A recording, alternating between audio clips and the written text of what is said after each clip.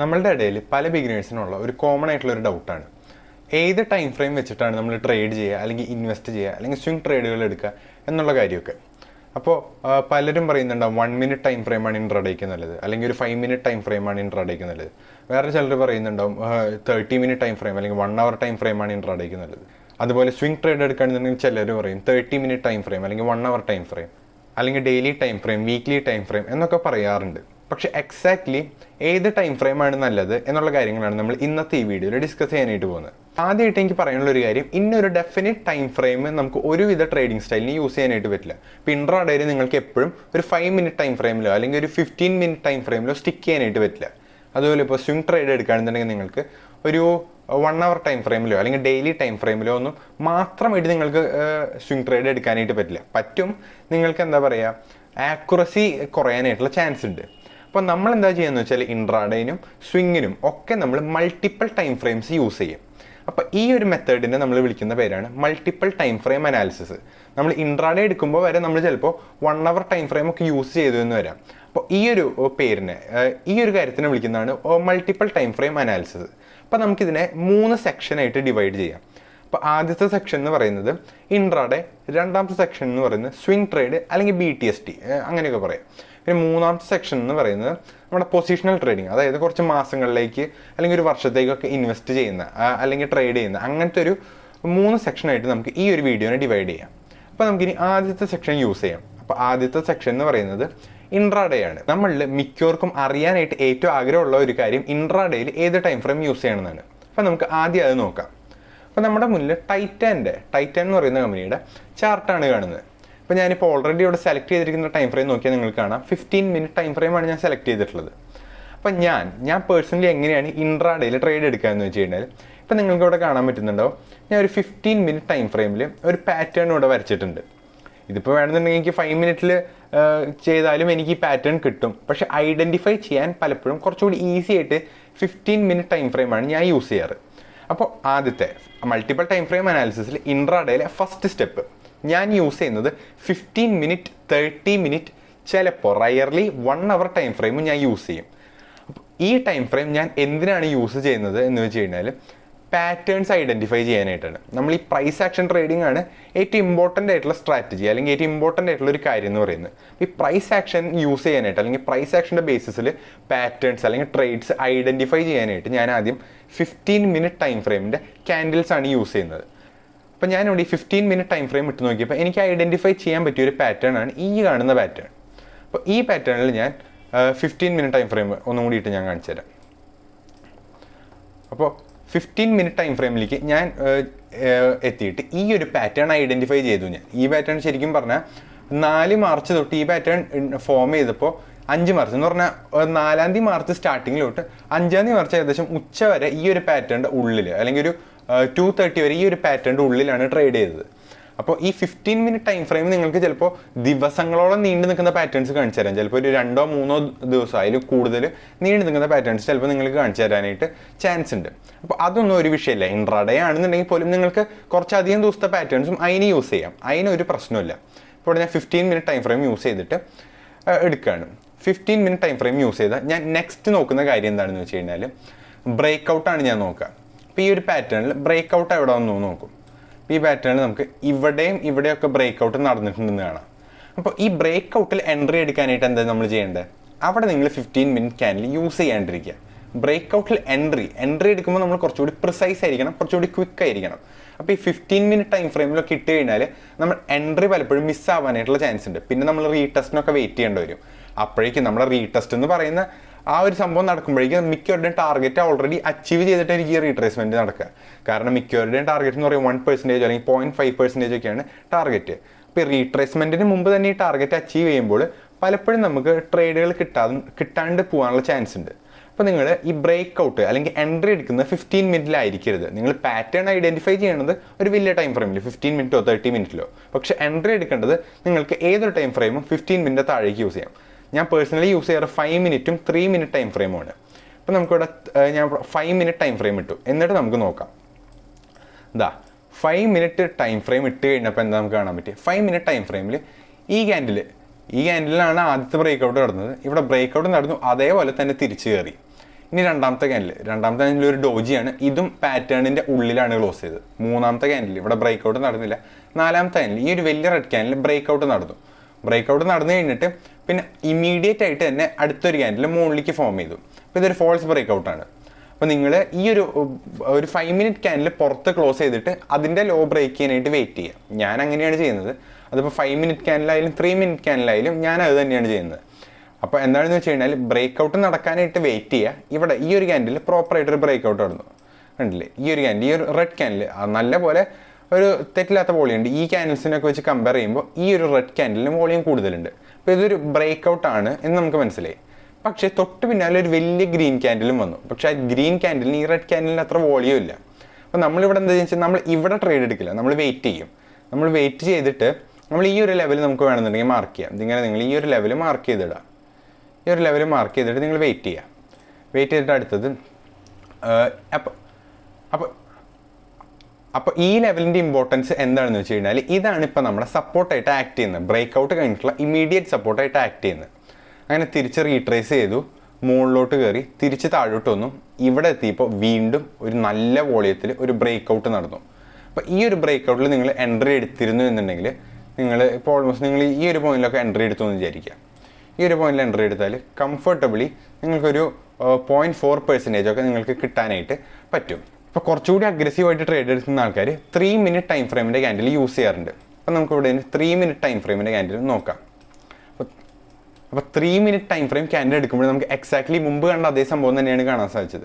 ഇവിടെ 3 മിനിറ്റിൻ്റെ ഈ ക്യാൻഡിൽ ബ്രേക്കൗട്ട് നടന്നു. തൊട്ട് പിന്നാലെ തന്നെ അടുത്ത റീട്രേസ്മെൻറ്റ് ക്യാൻഡിൽ വന്നു. തിരിച്ച് പാറ്റേണിൻ്റെ ഉള്ളിലേക്ക് തന്നെ ഈ ഒരു സ്റ്റോക്കിൻ്റെ പ്രൈസ് കയറി. വീണ്ടും മുകളിലേക്ക് വന്നു.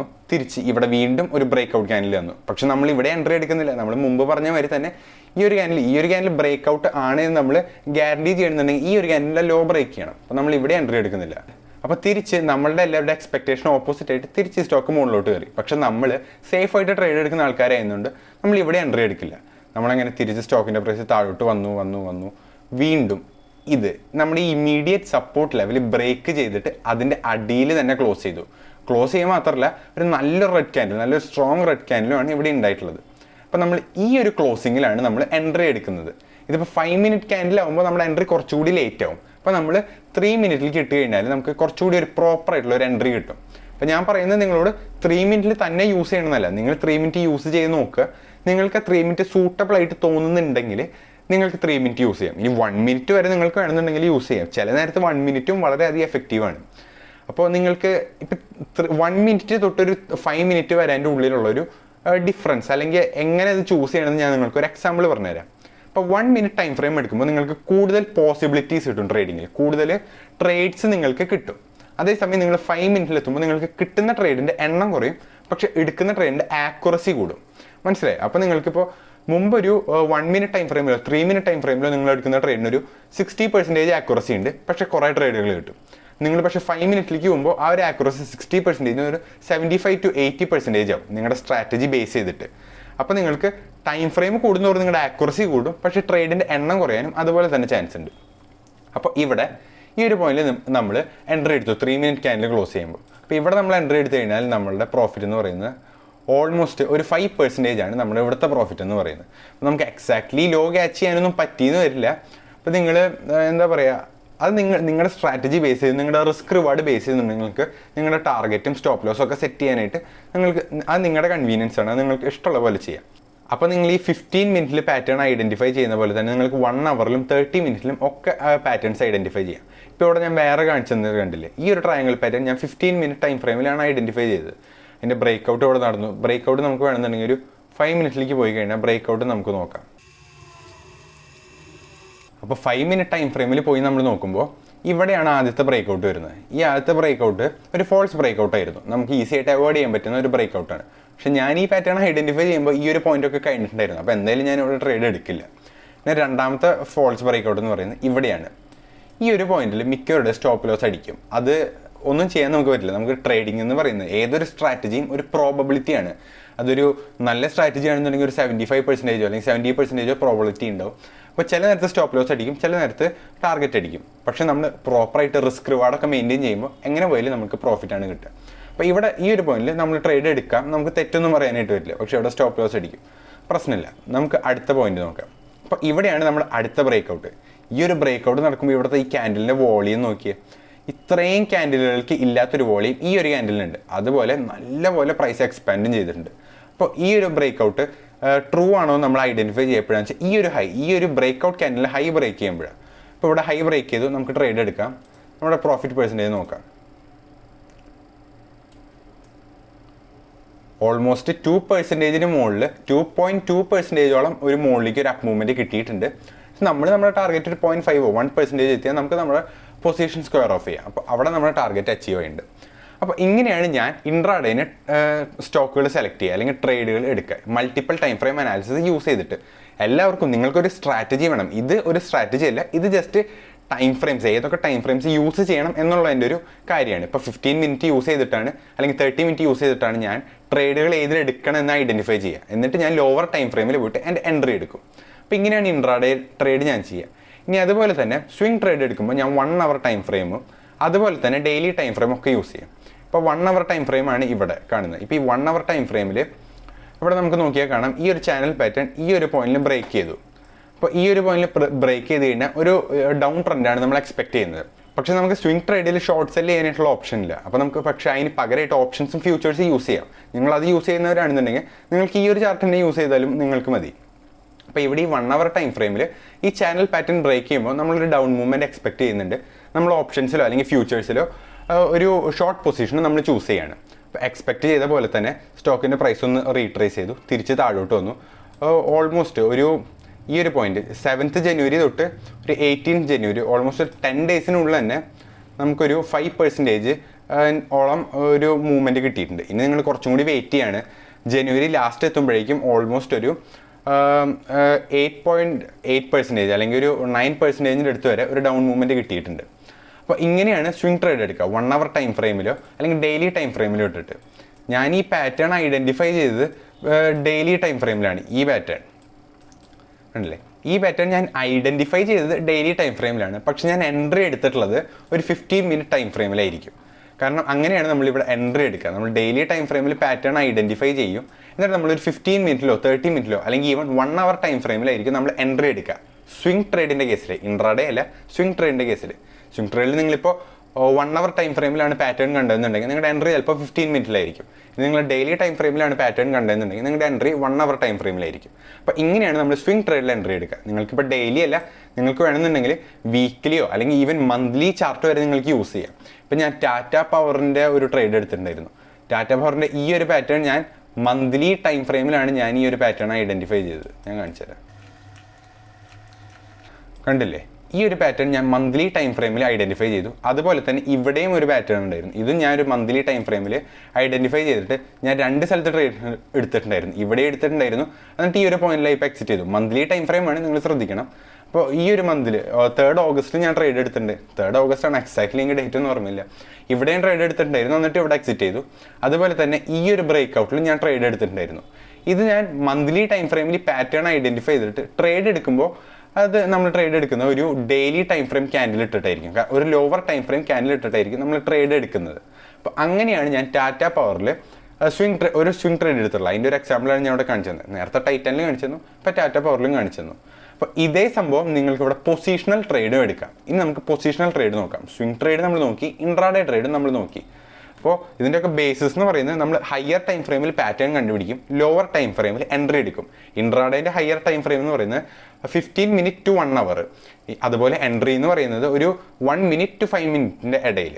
അതുപോലെ സ്വിംഗ് ട്രേഡിൻ്റെ പാറ്റേൺസ് നമ്മൾ ഐഡൻറ്റിഫൈ ചെയ്യാം. മന്ത്ലി ടൈം ഫ്രെയിം തൊട്ടിട്ട് നമ്മൾ ഡെയിലി ടൈം ഫ്രെയിം അല്ലെങ്കിൽ 1 അവർ ടൈം ഫ്രെയിമിലും നമ്മൾ പാറ്റേൺസ് ഐഡൻറ്റിഫൈ ചെയ്യും. എന്നിട്ട് നമ്മൾ എൻട്രി എടുക്കുന്നതെന്ന് പറയുന്നത് നമ്മളൊരു 1 hour time ഫ്രെയിമിലോ daily time ഫ്രെയിമിലായിരിക്കും entry എടുക്കുന്നത്. ഇനി ഇവിടെ ഇതൊരു പൊസിഷണൽ ട്രേഡ് ആയിട്ട് നിങ്ങൾക്ക് എടുക്കാം. അതായത് കുറച്ച് മാസങ്ങൾക്ക് ഇൻവെസ്റ്റ് ചെയ്യണമെന്നുണ്ടെങ്കിൽ നിങ്ങൾക്ക് ഇവിടെ എടുക്കാം. കാരണം ഈ ഒരു പാറ്റേൺ മന്ത്ലി പാറ്റേൺ ആണ്. അപ്പോൾ ഒരു 10 ക്യാൻഡിൽ അല്ലെങ്കിൽ ഒരു 12 ക്യാൻഡിൽ ഉണ്ടാവുമെന്ന് പറഞ്ഞാൽ ഒരു വർഷമായി. അപ്പോൾ ഒരു ഇൻവെസ്റ്റിംഗ് ആയിട്ട് തന്നെ ഇതിനെ കണക്കാക്കാം.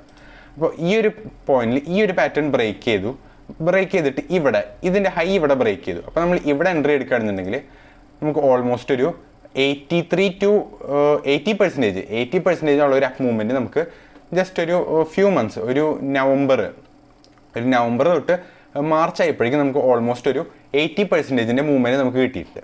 അപ്പോൾ ഇങ്ങനെയാണ് നമ്മൾ പൊസിഷണൽ ട്രേഡിൽ എൻട്രി എടുക്കുക. മന്ത്ലി ടൈം ഫ്രെയിമിലോ അല്ലെങ്കിൽ ഹയർ ടൈം ഫ്രെയിമിലോ നമ്മൾ ഒരു പാറ്റേൺ ഐഡൻറ്റിഫൈ ചെയ്യും, എന്നിട്ട് ഡെയിലി ടൈം ഫ്രെയിമിൽ നമ്മൾ എൻട്രി എടുക്കും. അപ്പോൾ ഇങ്ങനെയാണ് നമ്മൾ പൊസിഷണൽ, അതുപോലെ സ്വിംഗ് ട്രേഡ്, ഇൻട്രാഡേ ട്രേഡ് ഇതിനൊക്കെ ആയിട്ട് നമ്മൾ എൻട്രി എടുക്കുന്നത്.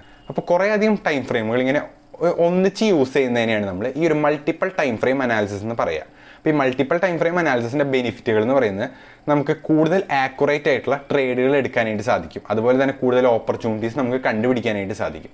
അപ്പോൾ ഇതൊക്കെയാണ് മൾട്ടിപ്പിൾ ടൈം ഫ്രെയിം അനാലിസിസിൻ്റെ ബെനിഫിറ്റുകൾ എന്ന് പറയുന്നത്. ഞാനിപ്പോൾ ഈ പറഞ്ഞ കാര്യങ്ങൾ നിങ്ങൾക്ക് മനസ്സിലായി എന്നാണ് ഞാൻ വിചാരിക്കുന്നത്. അപ്പോൾ നിങ്ങൾക്ക് വീഡിയോ ഇഷ്ടപ്പെട്ടാൽ ലൈക്ക് ചെയ്യുക, ചാനൽ സബ്സ്ക്രൈബ് ചെയ്യുക. നമുക്ക് പുതിയൊരു വീഡിയോയിൽ കാണാം. അതുവരെ ഗുഡ് ബൈ.